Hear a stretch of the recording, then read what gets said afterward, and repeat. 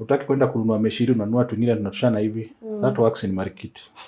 And your soko in your estate. But not in like where there is standardization, supermarkets and all that. Mnapanda mbake wapi? Where exactly? South Nyanza. South Nyanza. Where? Kunaitwa aje? Migori. Yes. We had tobacco. You guys are the people who are making people smoke. But again, it reached a point the companies collapsed. They closed. They closed. Me, I don't know that one. Unajua mimi niko large scale farming. Niliana harvester. Before we used to just technology plays a very big role in terms of preservation of foods that are produced in excess, in terms of how they are prepared, how they are processed, kukata, nini, packaging. In our place, we used to use natural like herbs to treat chicken. So kama ya chicken mungetumia. Like kuku mostly ndio I experienced. Kuku ilikuwa inakuwa na some spots tu kwa uso na then inapumua like so that disease. We used to sema kuku iko na homa. Sema yes, iko na homa. Okay. Unajua mimi ni mkali, napenda ng'ombe baby. I really like napenda ng'ombe. So I was very happy to see how cows are being taken care of. See, we have technology enabling agribusiness. In fact, umeongea nikakumbuka kilimo biashara.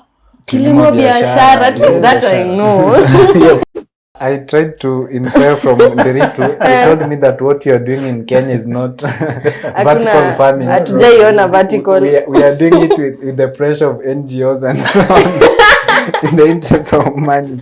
Brutally honest. We anasema zile za mataya. Just urban kitchen. That's an urban kitchen. Yes, urban kitchen, that is. It's an urban kitchen. Yes, that I've seen at least. Hata kwa rooftop.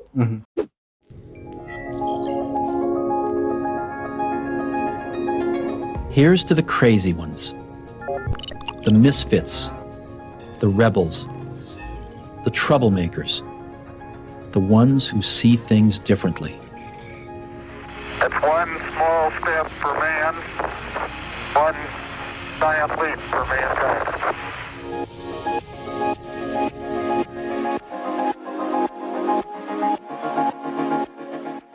Hello everyone, welcome back to another episode of TechYZ.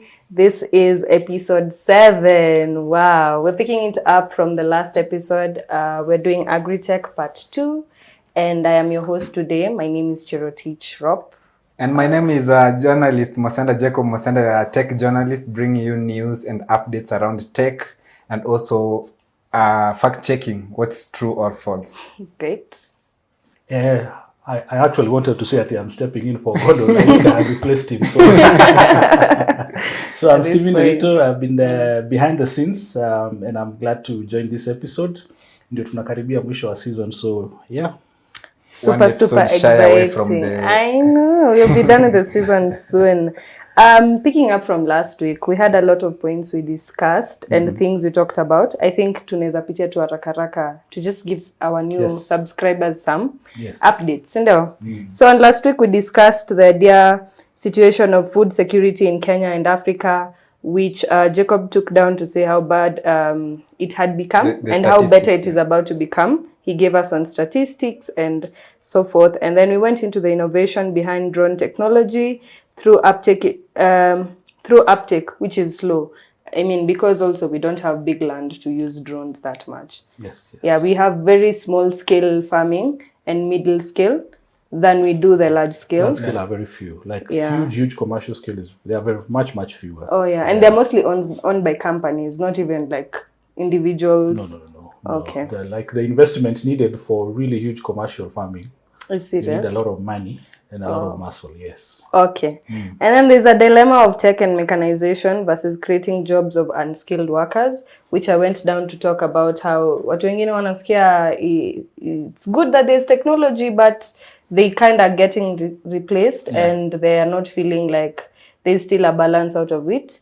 And it's going to take time for everyone to accept, use of smart systems that are automated and collect, avail a lot of data and information, which that we took up with the animals, where we see the data being collected by different kind of machines and smart things. gadgets. Yeah, and then we went into big data and AI, which we were using for precise decision making, especially in predictions and also weather and such things. And yeah, we picked up a lot of that. So I think this week we're gonna dig deep into. We also spoke about the platforms that are used for for selling, connecting to markets. Yeah, we also spoke about platforms that help farmer success information, whether it's YouTube channels or the local productions about the likes of iCow, DigiFarm. Yes, DigiFarm and all those. Then there are also platforms that help now to connect. I think not just produce, even like fertilizer. You remember like that time the controversial fertilizer that the president promised people. The guys were ordering it, like through USSD. You sign up. Then it was running on very good technology to make it easier for access. So I think there are all those things. Yes. Okay, so this week we're gonna have different discussions from each of us, and I would want to first let Jacob take us into the automated and robotic farming, like dig us deep into it, like let us know what goes on up there and such kind. The automated and robotics farming, the use of machines mostly and automated systems in our farms. For example, we talk of robots, and also last time also we touched on issues about automated irrigation machines. That's part of them. The issues of robots, the drones at some times. So we also talk on the issues of large-scale farming using machines, like, let me say, for example, plows, weeding machines, harvesting. There are also those which sort, harvest and sort, and also packaging. So it's a very wide. And you see what happens is in farming, one of the greatest challenges is standardization. Standardization is important because of quality control and mechanization. Kuna vile zinaingiana, because what happens is, you see avocados.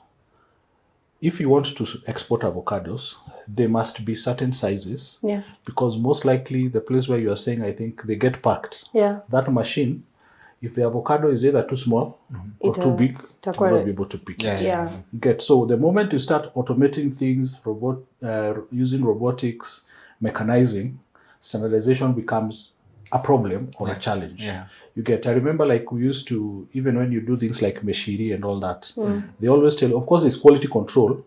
Utaki kwenda kununua meshiri, unanunua tungine tunatoshana hivi. That works in market and your soko in your estate. But not in like where there is standardization, supermarkets and all that. They want to have things that are the same size. Then that is part of quality control. So that one becomes very important when you think about. Sasa huku kwetu hatunanga hiyo. Unaenda unachimba waru, moja ni nono, moja imekaa hivi, but again, the moment large-scale investors or farmers will realize the importance of these automated machines and also robotics in terms of labor cost, they cut a lot of cost that normal human beings could use in, like, going to the farm, picking up, then sorting. Is a lot of cost and even time. Also time. And most of these things they produce are very perishable. So when you look at machines handling them, machine itafika mahali kuambia nimechoka by the way. Pause kidogo. No. It will be like, you know what? Let's keep doing it as long as you keep controlling it to do it. So it helps with a lot of perishable goods that we could have lost a lot. We also we talked about smart irrigation system last time, but I don't feel like we really expounded it. And you said that point, so I guess you could pick that up. The smart irrigation systems. We were talking about drip, because there are like three main things that those smart irrigation systems do. Number one is that they can be controlled fully using technology, remotely measurable. You see this other irrigation, okay, I know how we do it at home. Kutoka saa 3 mpaka saa 4 unaweka pale, saa 5 unaweka. This one you can do it when you want, in the quantities you want, to the parts of the farm that you want. Yeah. You get, and that becomes, I think where everything is going is at control.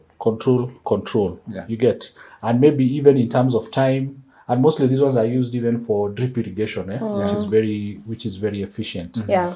And you see, in that case, like your friend who closed his farm because he was using too much. I mean, you can even tell exactly how much water you're using. Yeah. You can tell how much water you're using on which crops, which section, all that. And you realize that when we are talking about data, that's the information and the data that helps you make very precise decisions, I think in your farm. Yeah. Okay, great. So as I was going through a bit of our comments last time, there's a follower, one of our good subscribers, alituambia, please explain more on blockchain. The blockchain, yes. And now I think I'm just gonna read it to elewane. So blockchain technology helps to track food products from farm to table, reducing fraud, improving traceability, and ensuring quality control in agricultural exports. When we said blockchain, you can never edit one thing on this machine and 100 others have Hakuna story ya corruption. Sindio, hatugongani katikati, there's no confusion. So when it comes to how we said here, it helps with quality control, traceability, and even farm to table, inasaidia farmers kujua, the moment niamue kulima leo, seme minji.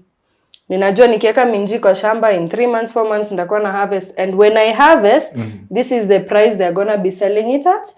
And this is the losses I'm going to have, or these are the profits I'm going to get. So for a farmer, it works totally for blockchain. Yeah. Even for the person who's taking in, because even for you, you understand the traceability of, na next season, by then you'll notice, tukinunua June, ni kama waruzi upanda bei.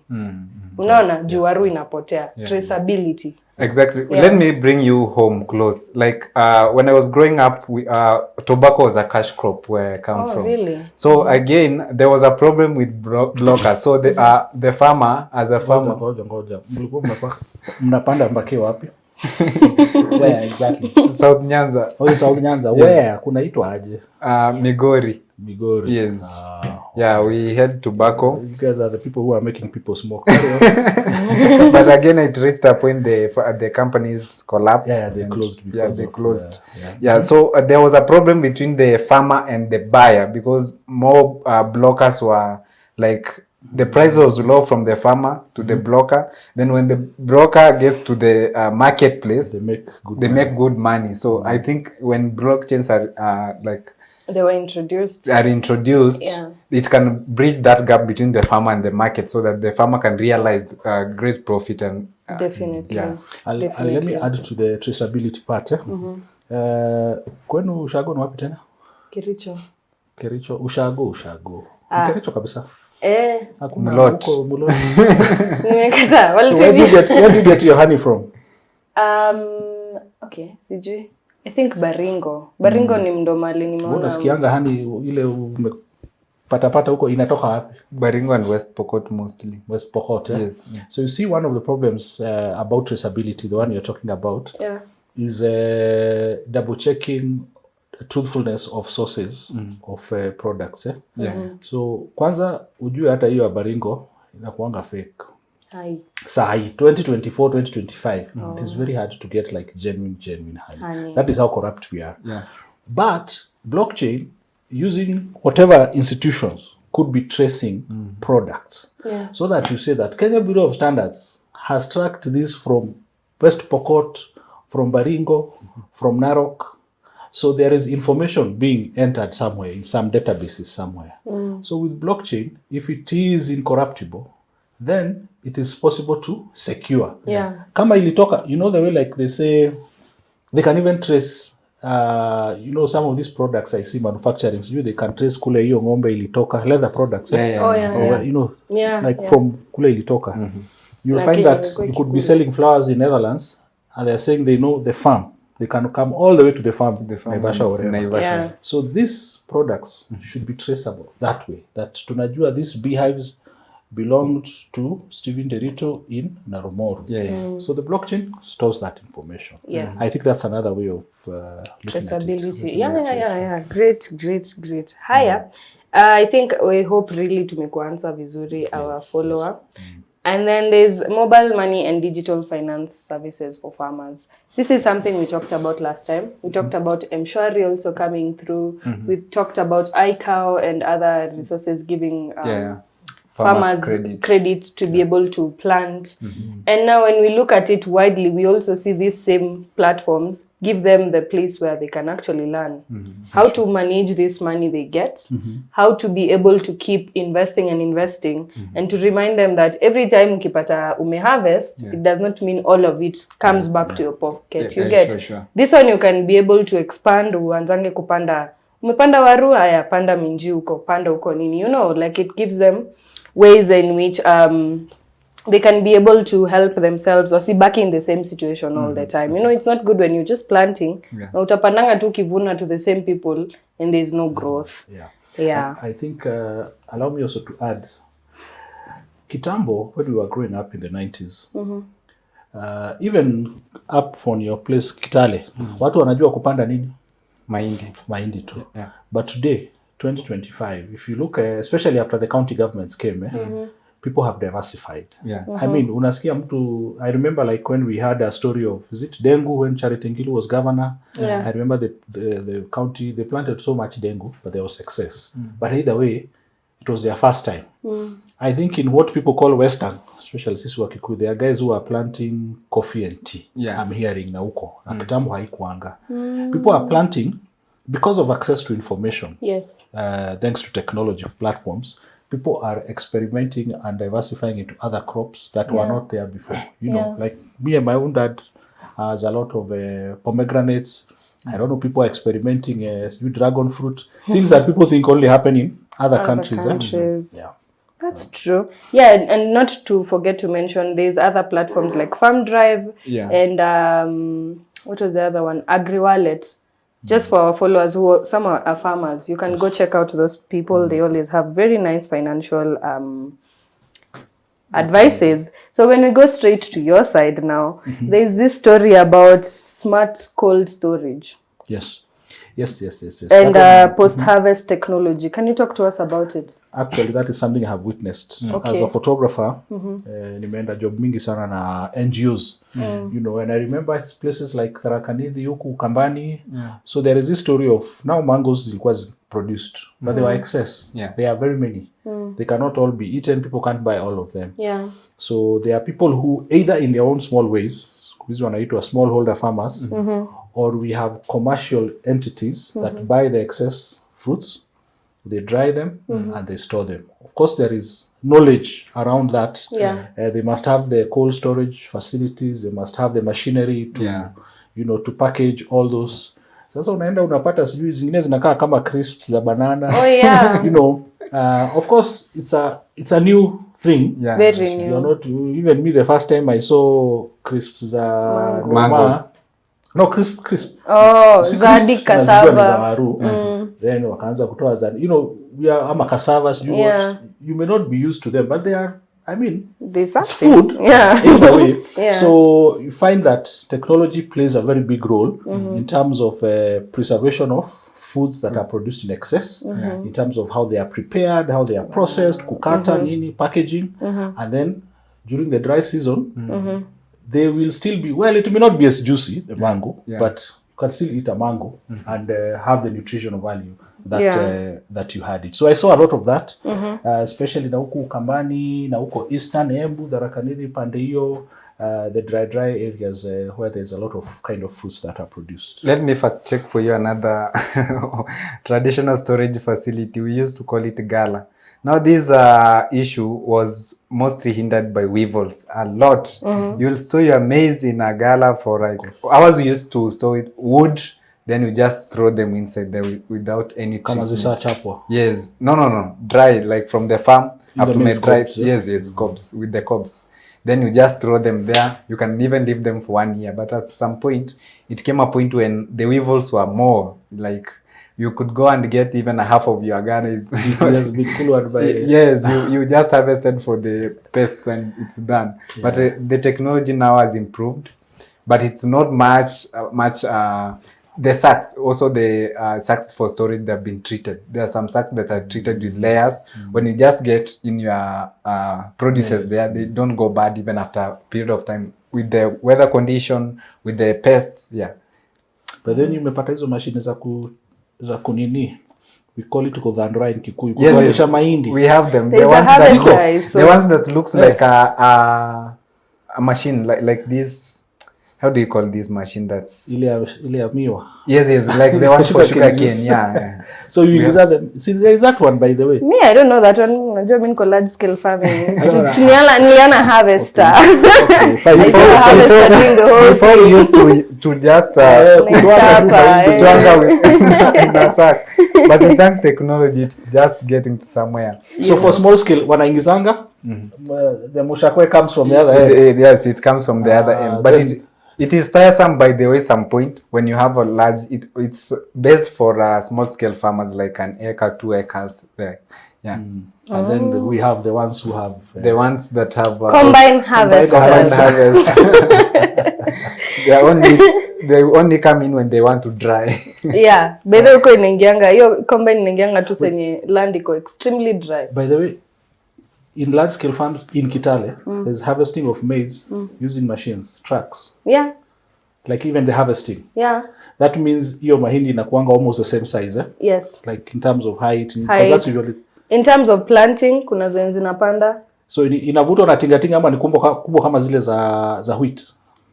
Haivutwi na tingatinga. It's its own machine by itself, yeah? So huko mbele ndo iko na hiyo nini ya kuziangusha. Then there's a system inapitia chini, inakuja inaingia to some pipes, I don't know how.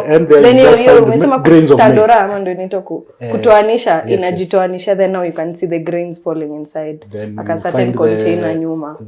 The maize stems ziko zimelala chini. Alafu inatupa hizo manini chini. Yeah. Okay.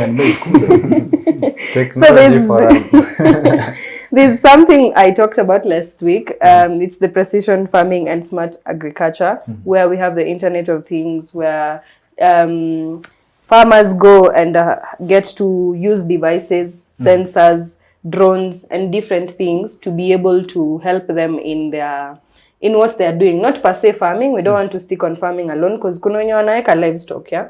And this same livestock ndo tunasema wako na devices, and they have sensors, and they have drones. In all this, as a nutshell, I literally agree with everything technology is trying to do there, because inasaidia AI ku collect data. So this is where big data comes in. So when AI collects all this data, ulikuwa na problem 1 tukasolve, problem 2 tukasolve, problem 3 imesolviwa. So with all that data collected, AI is able to predict and even give better advice on what to do. So this is why we were talking about big data last week. When I mentioned it nikiwaambia kuhusu hizo gadgets, I really was agreeing, because all this data is taken in and put in satellites, ndio. Zikikuwa in the cloud and in the satellites like that, trust me, kama makosa ilifanyika Netherlands, haitarudiwa Naivasha. Why? Because we have an Internet of Things, meaning we cannot repeat mistakes. Unakumbuka kitambo before, like any new thing comes into the country peke yake, it took people a long time. Wacha hata ifike tu ushago.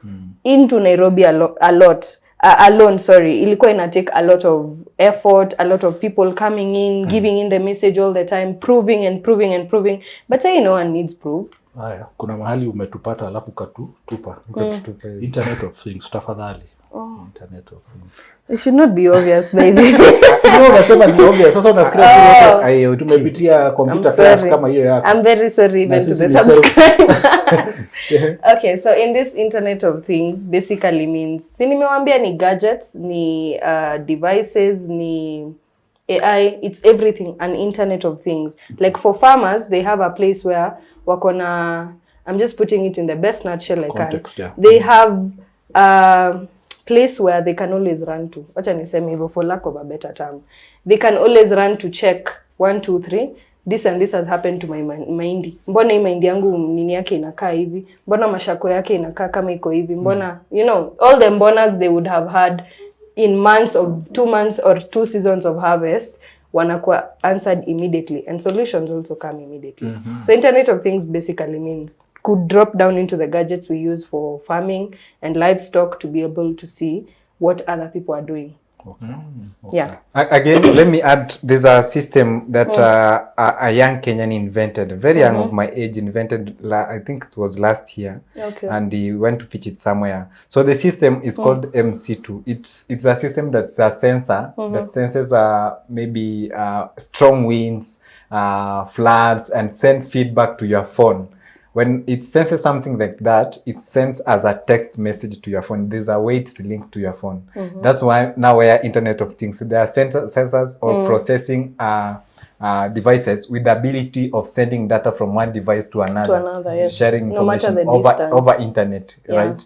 Yes. So the device sends data to your phone that there is strong winds. That these I don't know how they measure those strength of winds. So these winds may cause harm to your maybe crops or to the forest or such. Or your livestock. Yeah. Okay. That's also something AI-driven analytics can do. Yeah, sure. Because, like I said, AI ikigather as much information as it has done in Nairobi peke yake hata tu.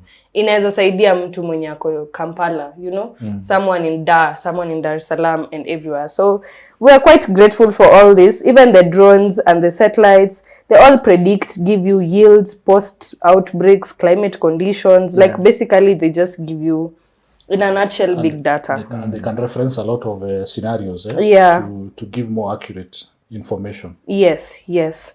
Okay, so on to our next big point should be, I think it was on you, Ndiretu, to tell me about, I had questions. Nilikuwa nimewaput on nini leo.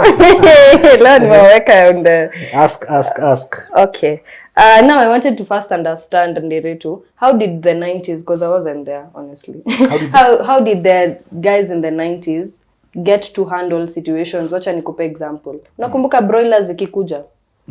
When people started keeping broilers mingi and then all of a sudden zinakufa for no reason. How did you guys used to get to solve these problems? Like ule jirani yako alinunua 100 chicks after like a week or two. You're talking about like back in the day. Back in the day. Now I'm wondering. Of course. Now you know that time access to information was very hard, but there used to be what were called agricultural extension officers. So walikuwa, those are the only guys who used to have motorbikes. Yes. We were daktari wa ng'ombe. Daktari wa ng'ombe ni jamaa wa AI, artificial insemination, not AI, artificial intelligence. Those are the guys who used to have pikipiki. So kitambo, agricultural extension officers were very, very useful. But they were the know-it-alls. Hao ndio walikuwa Google, ndio anakuambia, and they were very scarce those days. You know, even agriculture didn't have as much respect and farming. Days. So, and I think what you want us to do is compare to today. Yeah. Like, wherever you are, any information you want, you can get it. Yeah. You know? Yeah. And also this information imewekelewa mahali kwingi sana. You know, like, I have to mention, I still buy newspapers. I see every week there are pullouts about farming. You know, that is very good for someone like my dad, who still believes in newspapers. I just mentioned myself and my dad in the same sentence and newspapers. Am I that old? You know? Gazeti. Of course, we talked about TV and internet. So you find that, hata kuna forums zingine niko za farmers, unaona mtu anapiga picha, tukuku tumekufa, anauliza. Like you have 100 comments, people telling you. Of course, there will be fake answers or people who don't know. But today, you want to learn or know anything. Hizo broilers juzi nakufa nini? Saa hii ukitaka kufarm, inaitwa kuroila. You know kuroila?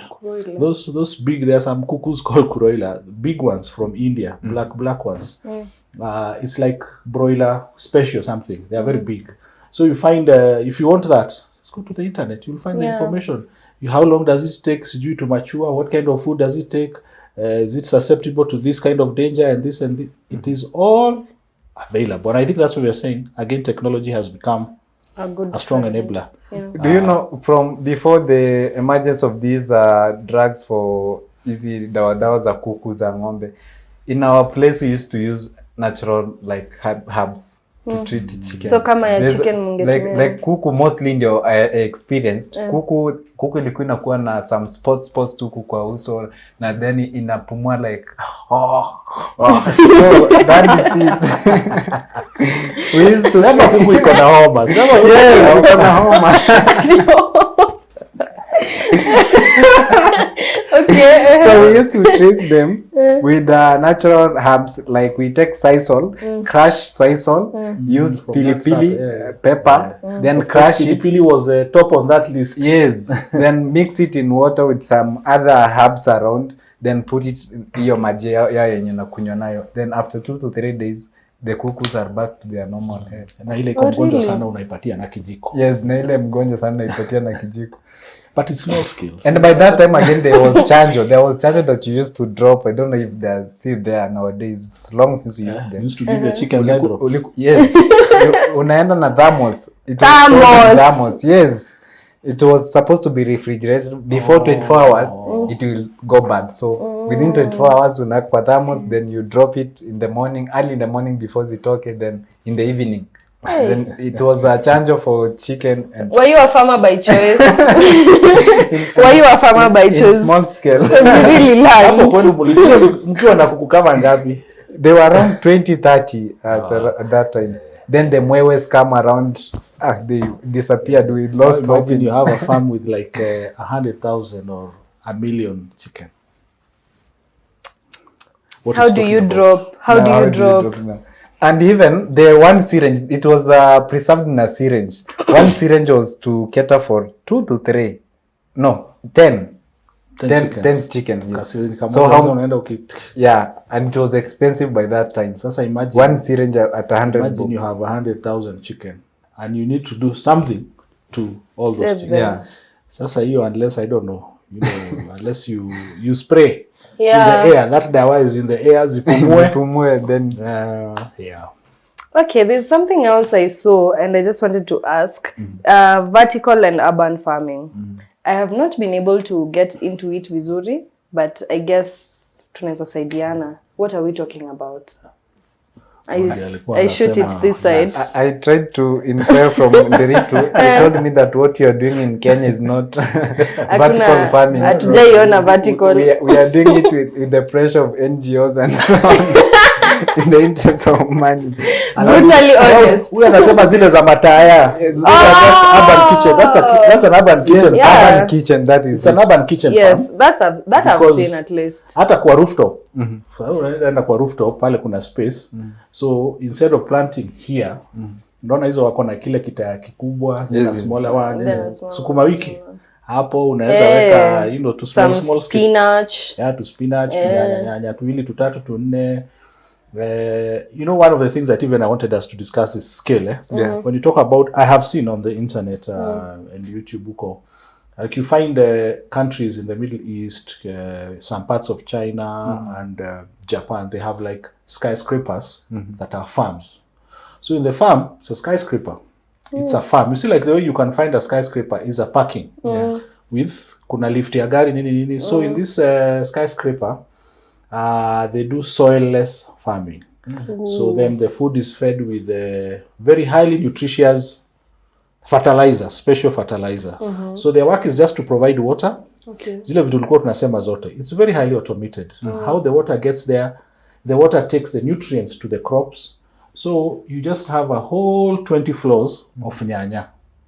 How they give whatever should facilitate photosynthesis, it's all artificial. And that is a farm, especially for places where they don't have arable land. Ama places where, I would imagine like what? Is it, I confuse Singapore and Malaysia. Which one is a city state? One of those. So hakuna shamba. The whole country, they don't have a farm. Or even if they have a land, it cannot be farmed. Sasa hiyo ni future of farming. Or in countries like Seychelles where it's hilly. Yeah. Everywhere is hilly. Yes. Almost. And you see now that is, what were we saying again about like here, commercial, the big commercial farms. Because you see now that is scale. Hiyo huwezi fanya kwa balcony. Lazima kwanza ujenge hiyo building. And you can imagine how much, imagine a building like Intercontinental 4 times. how much can you produce from there? Mpaka waru. But do we practice such in Kenya? Like, I was trying to give you an example of the building along is it Ngong Road? We're greenhouse. We're serious. So you wanted to say that was what you were calling? Greenhouse is that, but that's what. No.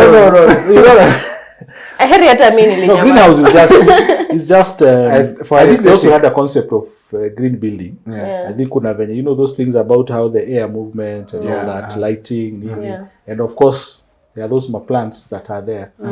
Climbers. But keep dreaming. Keep dreaming. Oh, that's not so nice. Yeah, but I guess that's something for me that is news. I've really learned about that, and now I'm really thinking, how much infrastructure would you need to set up such a place? You know, like for the aquadropics and the hydroponics and the I see the aquaponics are the ones for the water. Yani inapandwa ndani ya maji. Maji na ina nini na mafish huko hivyo. So there is a biological chemical relationship here, the crops, and then you need to realize only certain plants will exist. can be done like that, you know. If you think about all the hundreds of thousands of crops that are used in agriculture, not all, mostly horticultural sana. Uwezi enda kupanda coffee, tuseme ni urban farming. But if you sema that people from Murang'a, we can sort the issue of land of waru na containers. Yes, they can. Kwanza wako na gavana mzuri, hao watawapeleka mbio sana Kirwanda. In terms of implementation. Yeah, even your place. So you guys are, you know, like in Central, the way we have a problem with land. I mean, we are overpopulated. Watu wanakatana juu ya mashamba, so ndogo ndogo. Kwenu Kisii pia kumejaa. Like it's densely populated. Yeah. So you find there is strain for land. Lakini nani atajenga? Well, okay, as we close up on this topic, because this would be the last time we're talking about it, there are 4 types of farming that we've seen so far. Sindio, tumeona small scale, medium scale, large scale, na hiyo ya corporate and industrial. Yeah. So among all these 4, I would just want you guys to give our viewers your highlight of each of them and what you've learned about them, so that hata yeye mwenye wako hapa kwa small scale atona, hey, that's a good highlight, I can pick it up, you know, just in case they also didn't watch last week. Let's do them a favor. Yeah, so you can start with any of the 4. I will start with the small scale because it's It's what you can relate. Yeah, I can relate to that. Like kwetu we have 24 acres. Is it acres? Acres, yes. 24 acres of land. I think that's small scale, but to us it's very big. You walk a distance of like 2 kilometers ukienda huko. Like it's in a way, it's a straight line, like from here to CBD, from Hurlingham to CBD, if you walk. So it's mostly for farmers, like family owned group, like ours, for the family. You can grow crops, livestock in it. We farm maize. We also rear some few livestock, ng'ombe mbili tatu. The one the Ritu was referring to us last time. Social activity. So that's what we do with the small scale farms, and also some few of fish rearing to some areas where we have like water catchment areas. Yeah. And we are expanding to large scale with the hydroponics sometimes in future. When the land is rare, when you have grandchildren and we don't have land, we just build story buildings and also have crops. Badala ya kwenda kununua shamba unajenga tu. Badala ya kwenda kununua shamba unajenga. Buying a plot unajenga of shamba. land. Unanunua shamba unajua ni ya kujenga na ya kulima hapo ndani yote. Yes.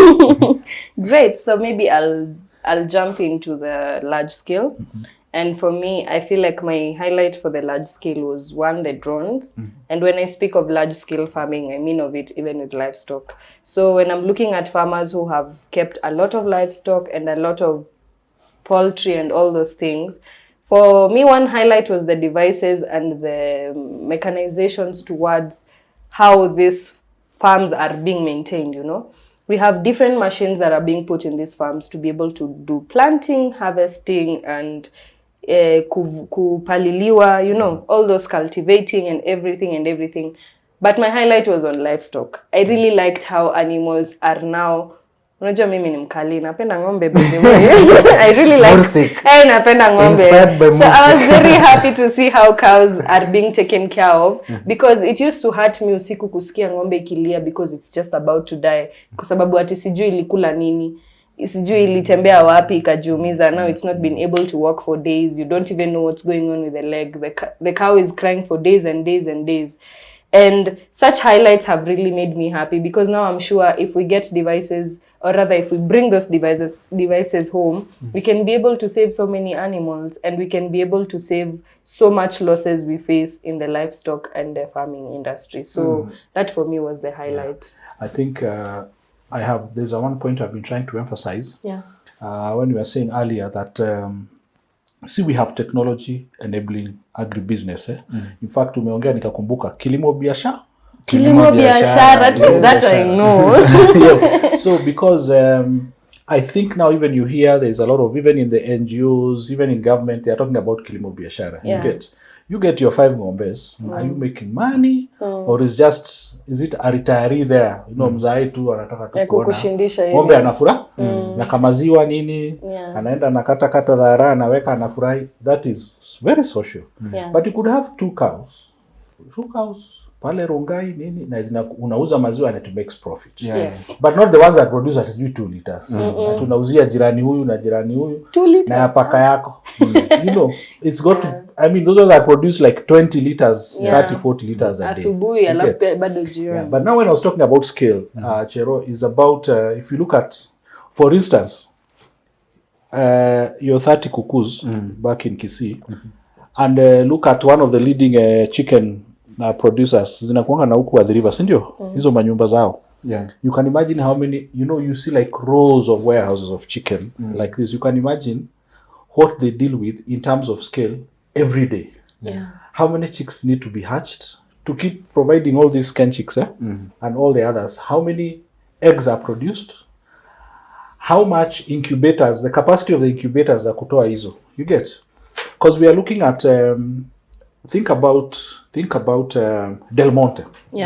When you drive through Thika and you see kilometers of mananasi. Yes.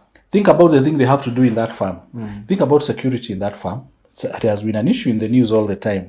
Vijana wanaendanga wanaiba hapo mananasi na nduthi. Think about irrigation. Think about pesticides. Think about their factory. The scale. You get? Think about Delamere pale Naivasha. You know, if you think about what they do, ngombes, nini, hizo farms. Me, I just know it's just big farms. I don't know if the flower farms are still there. They're still there. Zilirudi after COVID. But when we used to know them, that big scale the way we used to big. Think about what happens in there in terms of scale. All those warehouses. There's a lot of growth in farming. Na huko Amboseli, Loitoktok na huko. The people are farming a lot in large scale. Of course, certain parts of Masai land, back kwenu Kericho, the tea farms, you know. Think about Nanyuki, kwetu na huko Laikipia. There are a lot of farms. Hata nasikianga ni za wazungu. So there is what happens in those big farms. There are the technologies that they need to use there. It's not the same technology that my father will use in his 4-acre, of course, 5-acre farm. So kuna tofauti mingi sana hapo. Who can afford? My dad doesn't need a drone to survey. Atatembea tu. Hata atauliza nani, hebu angalia ile fence pale imeharibika. But if you're in your huge tea farms and maybe a fence somewhere has been breached, you know that. Maybe it's an electric fence, so if it's breached, it'll send a message. You know, you'll get the kind of things that your friend created. Okay, great. I think we have really done with this topic. I hope sijawacha mtu nje. Kuna mtu ana feel but agriculture is a wide topic because it's the backbone of Kenya. You cannot complete everything in one podcast. And I want also our subscribers, when you are knowledge, when the ones who know where to find things, where to research on things, please go down to the comments. Let other farmers in our subscribers know where they can find better news, where they can get loans, where they can get financial support. Even you as another farmer, msaidiane hapo kwa comment section yetu. You can use it to chat, we don't mind. Yeah, and not to forget our very own sponsors, kilakitu.co.ke. You need it, they got you. You can always find them in the app, kilakitu.co.ke, or you can visit them at Moktadada Street, opposite Naivas Lifestyle. Yeah, that was it from me. I was your host, Chiro. And my name is Jacob Mosenda, your tech journalist, always bringing for you news and updates and also fact-checking, bring for you truth and lies. Mimi naitwa Anderito. We hope to see you in the next episode. Yeah, that will be our last episode. Please remember to like, to subscribe, and to comment. Last episode of season we ngoja. Wanasemanga, remember to subscribe, comment, and share. And share. Makosani yangu. Next one. Thank you so much, guys. See you guys on the next one. Bye. Bye. Bye.